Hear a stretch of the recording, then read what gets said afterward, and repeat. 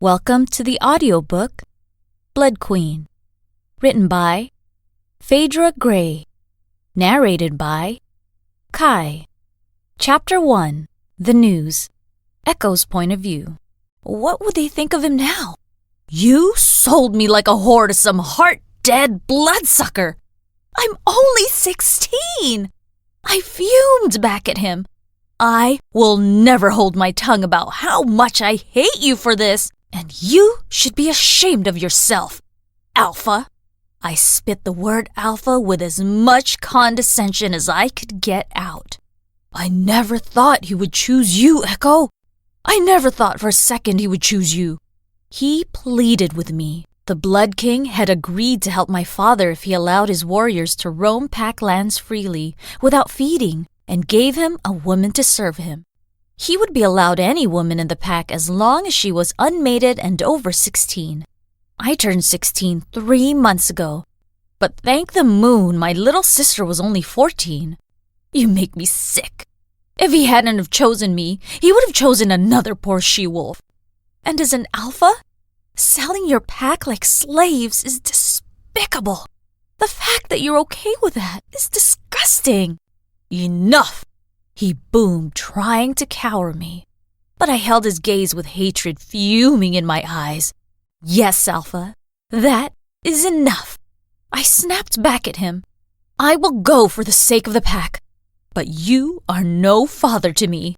If you think for a moment he will be happy with his choice and continue protecting you after he sees what a firecracker I can be, you're more delusional than I thought.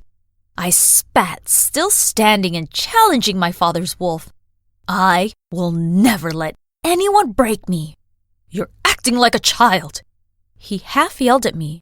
We stared at each other hard. He had sadness, but anger in his eyes because of the way I challenged him. Our tense moment was interrupted by a strong knock at the door, and his beta, Chance, peeked his head around.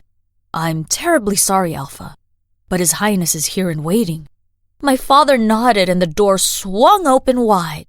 6 men I didn't know entered first, all tall and slender but strong. They could have each been underwear models, and I hearted my glare when he stepped through the door. He was huge, almost 7 feet tall. His huge, rippling muscles strained his black t-shirt, and his blue-black hair cascaded around his chiseled face in long ringlets. He wasn't so buff he had to walk funny with his arms out at his sides like an ape, but he was definitely ripped. His eyes were dark, almost black as well, but when he looked at me, his eyes flashed a vibrant red. Shit, he was gorgeous. I didn't know vampires could look like him. I thought they were all wispy and delicate. Boy, was I wrong. I spared him no smiles as my eyes met his. My jaws clenched together tightly. He spoke first, his deep voice booming with superiority. Do we have a problem? He asked evenly. The question was meant for my father, but he stared straight at me. My father stuttered as I didn't break eye contact. No, Your Majesty. I was just explaining to my daughter about your decision. He looked down and I scoffed at him. Everyone's eyes went wide at me for my public display of disorder. But I didn't give a shit. I looked back at the giant before me. I only agree on 3 conditions. You don't have a position for demands, he said as his anger filled the room. It didn't unsettle me and I refused to cower to him. I'm a child being sold away from my home. I think I have a right to at least make these requests. His lips twitched almost into a smile, but he caught himself. Did he like me challenging him? Well, buckle up, Skipper. There's plenty more of that. I'm what's known in the pack as a wild card. No alpha can bend me. And I wasn't afraid of fuck all. You picked the wrong girl to serve you. What do you want? He eyed me angrily.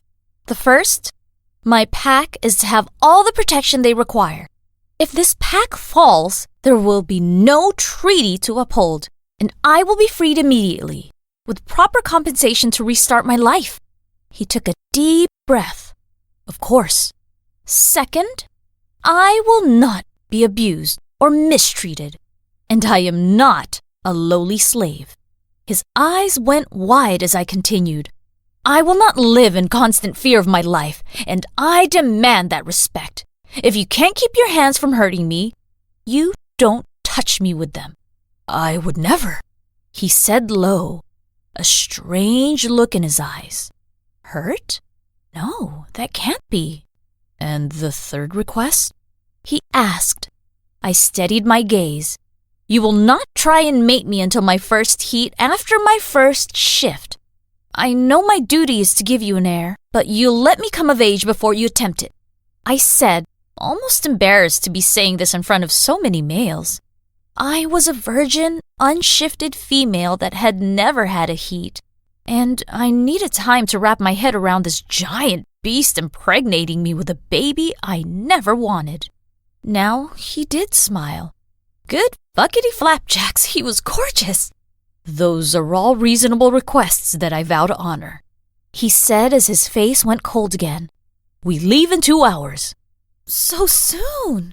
Balls, I wouldn't have time to say goodbye to anyone. It was customary to throw a going-away party, but looks like I was the dirty secret being swept out the back door in the dead of night, while everyone else slept peacefully. I steeled my jaw and walked past him to go pack my things. I barely brushed his arm as I walked out, and felt a small tingling sensation. Great, he's probably filled with dark magic too. What an absolute shit show my perfect life had turned out to be.